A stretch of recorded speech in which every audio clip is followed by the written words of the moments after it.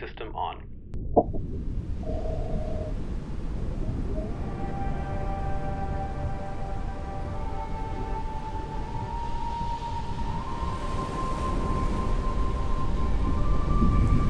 Approaching the secret shark base, cruising light tower. I want to wish you a good morning, and we have a couple of exciting topics for you today. This is Sharks and Coffee with Dr. Jaws.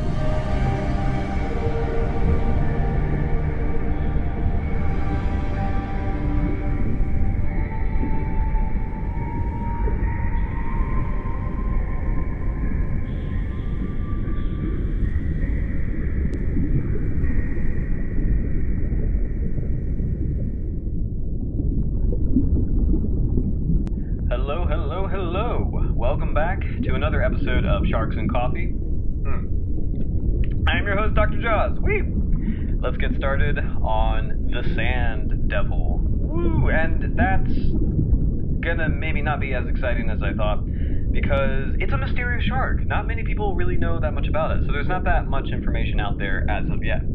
But the Sand Devil, cool name, is a type of angel shark, and it's native to the western North Atlantic. The scientific name is Squatina dumeral. Squatina is Latin for, it's kind of like a weird mix of things, but Latin for skate, which is a type of, like, it's part of, like, the batoids, the rays, sharks and rays. So, Squatina is for skate. It's also, has been used for, like, a kind of shark. But it's that was a bit of a surprise for me when I first learned that, because every time I saw Squatina, I was like, oh, squat, because it's flat, because it's squat, flat, pancake, squat. So, and maybe that is kind of true in a weird way. The cool thing about Latin and Greek is that a lot of the like our modern words, like distantly related, like distant modern words will have the same kind of root. So squatina, which means skate, might draw from the same thing as like squat, which means flat, because skates are flat. I don't know. Ancient origins, flat, pancake. Anyway. Dumeral is named after André Marie Constant Dumeral, a biologist. And, so it means Dumeral's pancake. I don't know why. Because every time I see the shark, it's a pancake to me. I love it. It's super cute and it's flat and squishable. But I mean, never pick it up. Sand devils are known to be snappy. When you mess with them, if you accidentally snag them and you try to handle them, they will bite. So I do not recommend touching them. They are, like all angel sharks, an ambush predator. So what they'll do, and this is why they're flat, is they'll bury themselves in the sand, and they blend very, very, very well with their environment. And the cool thing is sand devils are like this bluish, ashy, gray, tan color in life. And that's kind of like a nice little pattern to match a region where there's a lot of muddy bottoms. They come into the Chesapeake Bay and other estuaries, they're like the western, the east coast of the United States, a lot of mud. The Carolinas, the Virginian Atlantic, the Gulf of Maine. There's a lot of mud there. Yeah, so kind of blends in very, very well with that environment, which I think is very cool.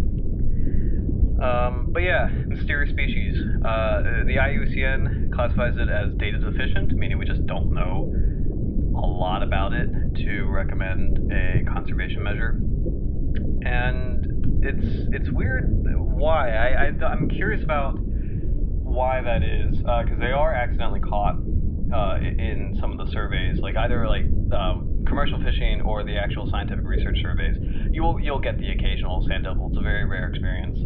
But otherwise, there's not that much scuba diving here. It's because of its habitat. It's just kind of it doesn't bite onto those like long line hooks too much, because this guy like lives on the bottom, so he's not gonna sniff out a hook. He might get caught in a trawl. They are caught in trawls, but they don't really cater well to the survey design for a lot of our North Atlantic shark research surveys, or a lot of like the commercial North Atlantic shark fishing operations. It kind of just doesn't fit. What fits would be something like a mako shark, blue shark, something that swims in mid-water, like an epipelagic species, and bites on the hook. I have a pelagic predator that's moderately sized. So, and sand devil doesn't really fit that category. One really cool thing that I do love about this shark, and I think we talked a little bit. I have a funny feeling we talked about sexual dimorphism before. Maybe not. I forget. I don't know. But the male sand devils, they have little spines on their fins, which is super cool. It's kind of like a beard in male humans, you know, or like any kind of like secondary sexual trait. You know, like peacocks have the bright feathers. A lot of male birds are, you know, very bright and colorful.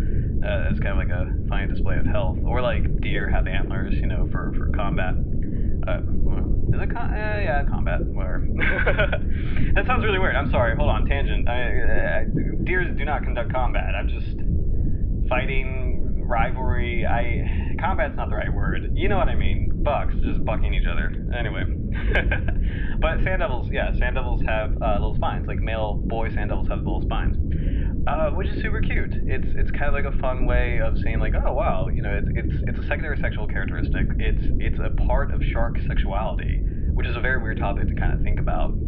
It summons ideas like kind of like individuality, or you know, what does it mean to be male, or what does it mean to be female? What is the value of sexuality, and like what are things that are, you know, purely masculine or purely feminine, which is. Those are kind of interesting topics, like what defines these things. And for sand devils, for boy sand devils, it's thorns, which is really cool. And it's also really cool when you relate it to other animals, like other male animals, because like thorns or like horned structures, that's a common thing culturally too. But it's like a common thing in nature, how that's developed. Again, deer, antelope. And we're going to talk about different, like, mythologies or philosophies. Wicca has one of the entities is like the horned god, so it's kind of like the male embodiment or the embodiment of masculinity. Horns are a characteristic. And by the way, Hollywood has messed up, or I think has kind of like way exaggerated Wicca. So yes, it is the goat thing, but that's not a necessarily creepy evil thing. Just be nice to everybody, accept all things, please. Anyway, yeah, that got into a weird tangent, but getting back to spiny males. So yeah, it's just, I just think it's like kind of super cute. The spines are said to be, or theorized to be part of kind of getting a better grip on the female during copulation, and I'm not sure why that is or how that really works, because again, I'm used to like most shark species, they'll kind of bite down, the males will bite down on the fins of females, or a lot of them they're just kind of like intertwined. With sand devils, kind of like squat body. I don't know how that works, so but that is a theory that the spines do help in kind of like maintaining a grip, if you will, on the female for mating. So that's kind of interesting. Finally, I guess in terms of cultural subject with sand devils, but angel sharks in general, is exactly what I just said. Angel and devil. And they're also known as monkfish. So why is that? So it's very interesting to think that this particular species of shark has been aligned with mythological or like holy imagery. And there is a reason why, and I'll explain that in a bit. But I just let's take a moment to kind of enjoy that. You know, there's this. It could be called anything, but 3 separate occasions, you know, 3 different times. We all know them as angel sharks. One species we know as a sand devil, and then sometimes, like a colloquial term, kind of like sand shark I was talking about a while ago, is monkfish. Monkfish is a term for these critters. The reason being, when sailors first kind of saw the angel shark on the bottom, it looks like an angel if you're looking at it from top down. You know, just kind of like small head and like the flowing robes. That kind of like if you made a snow angel, that makes sense. In terms of the devil thing, that's kind of about the attitude of the shark. Because again, when these guys get caught, they don't like it, and they will let you know. So they snap, and the teeth are really sharp. Sand devils, like a lot of angel sharks, they'll eat, or most angel sharks, maybe all angel sharks, they'll eat fish, slippery fish, and in order to catch the slippery fish, you need needly teeth, like hook-like teeth. Sometimes they'll grab on the shellfish, sometimes they'll grab on, or like crabs or shrimp and stuff, but for the most part, they're piscivorous. They'll wait on the bottom, fish comes by, and they'll snap it up. And they have to have a good grip, so they'll have very, very sharp teeth. And, yeah, if you touch it, it will bite your hand, and that's not fun with those kind of teeth, those very, very sharp, razor-bladey, grippy teeth. So there's where the devil comes from. In terms of the monkfish, it's kind of like the same thing as the angel name, where it's just the robes. It's like, if you look at this from the top, it looks like it's kind of like this flowing robe, like aesthetic, if you will, and which is very beautiful. I really do like that, and that's like a unique identifier for this group of sharks, the Squatinidae. That kind of religious mythological imagery. Not every shark can claim that. So it's really cool to think that, angel sharks and sand devils in particular, they distinguish themselves in that way in our culture, in our cultural sense, in the English cultural sense, with these names that allude to kind of just, again, mythology or religious concepts. Really, really cool. So, unfortunately, that's all I have on the sand devil because it's a mysterious species, and I like the mystery of it. And I love the name, but there's still a lot more we need to do in order to figure out like how, what its behavior is like, where it lives, what its population structure is like. That's probably the biggest mystery, is that we don't really know how many there are and what their status is. If their population is increasing or decreasing, it's still kind of a mystery. Beautiful species, Squatina demeril. Moving on to Megalodon. I hate what Megalodon's become. So just to clear the air, Megalodon is it used to exist, so it was, emphasis on was, a real species of shark. A gigantic great white cousin that lived a long time ago, long as in like millions of years ago. And it was cool, it was big, it was scary, awesome. It's the marine equivalent of a Tyrannosaurus Rex. Unless you count Leoplorodon, but moving on. Now, what's happened, unfortunately, thanks to, and it's weird because it's like, I'm going to preface this like this, because I am going to talk about Discovery Channel. And I love Discovery Channel. I grew up with Discovery Channel. And also in the ball, don't you remember Discovery Channel stores? Weren't they the coolest things? Why did they go away? I guess, I don't know why, but those were the coolest things. I miss Discovery Channel stores. But yeah, Discovery Channel back in the day was awesome. Absolutely awesome. And in a couple ways it still is, of course. But they had like all these great nature programs, and it's just, they had this beautiful, my favorite, absolute favorite shark documentary called The Ultimate Guide to Sharks. It was epic. It had a lot of tension, a lot of gravity, and I forget who the narrator is. If you've seen it, you know what I'm talking about. It's like, it's this guy who's kind of like a Frodo voiced guy, like really deep and very serious, and you hang on to every word, which is great for the subject that I love. This is a subject that, this is not something I treat like a Sharknado or a stupid robo-shark fighting stupid octopus. This is like, sharks are amazing. Sharks deserve gravity. They are like a bridge between our world and like the higher concepts of, the core of art or poetry or mythology. They're the way, I won't get into it again, but the way sharks are, it summons, I think, some of the higher ideals of humanity, just aesthetically at least, beautiful animals. But, and I think Discovery got that for a long time, and in a couple of the programs, probably still get it, but they made Megalodon, that stupid Megalodon documentary, and this is an old subject, I know it's an old subject, but the impact of it is still here, meaning, like I used to work at a kids camp not too long ago, like a marine kids camp, and they would always ask me, where is Megalodon? How can we find it? And I would have to kind of break their hearts and be like, I'm sorry, it does not exist.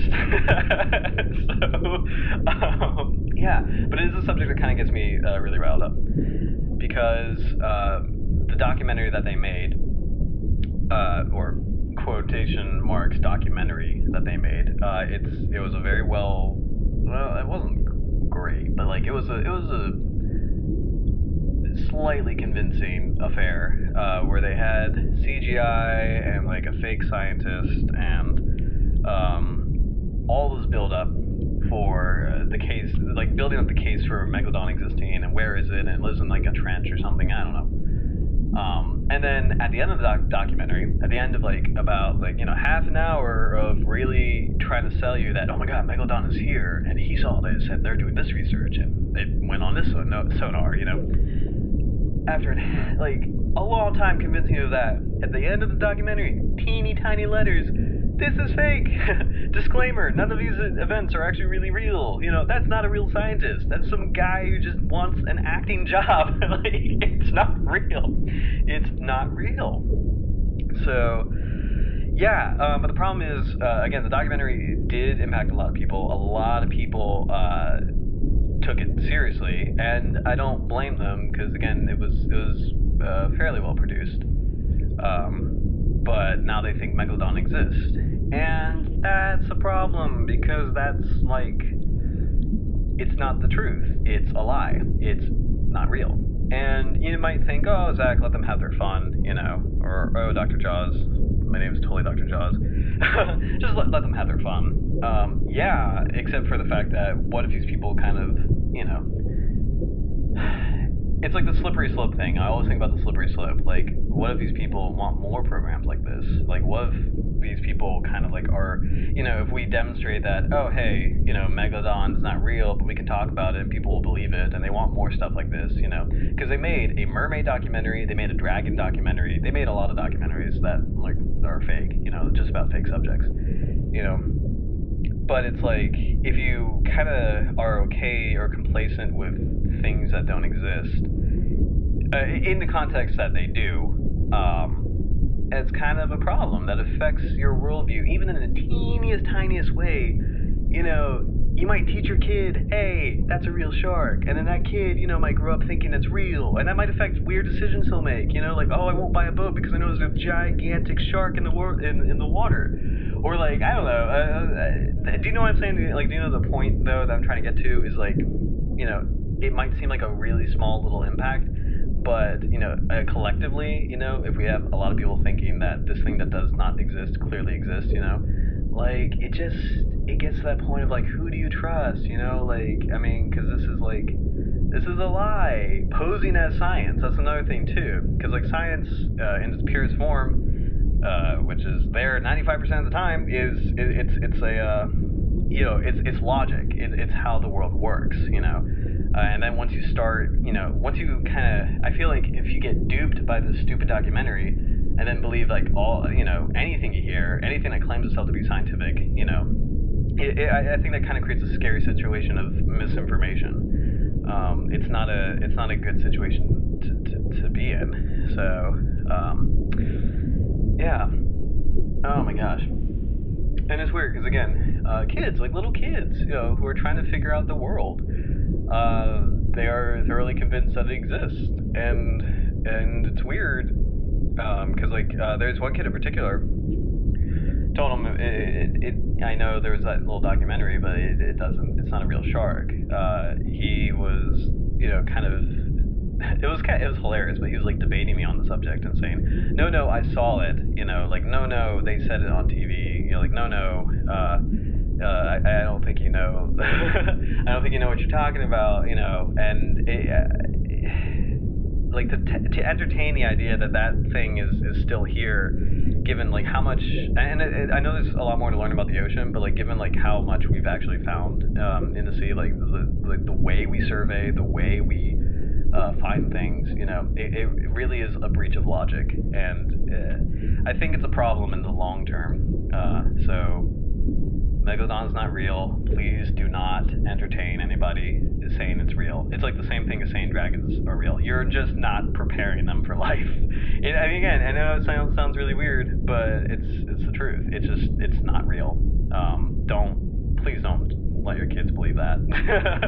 Please don't believe it yourself. I'm sorry. It's because if you do, it will come back in weird ways. You know, like I don't know, like, if you vote on policy, like, if you, like,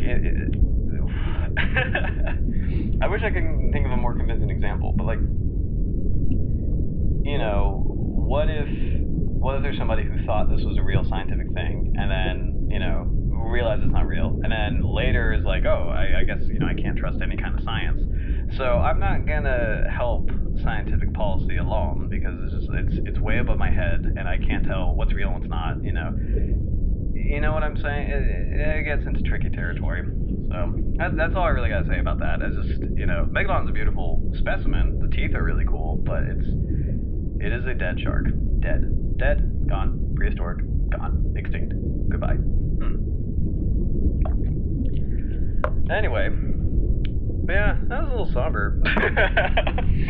Well, on a happier note, next week we're going to talk about the piked dogfish, which is a cool little guy with a tough personality, and shark fishing and sampling bias. So we're going to talk about the methods of shark fishing, type of gear you use, as well as like the type of operations there are. There's commercial shark fishing, there's scientific research and scientific survey. So yeah, but have a wonderful day, and I will see you soon. Adios. Signing out.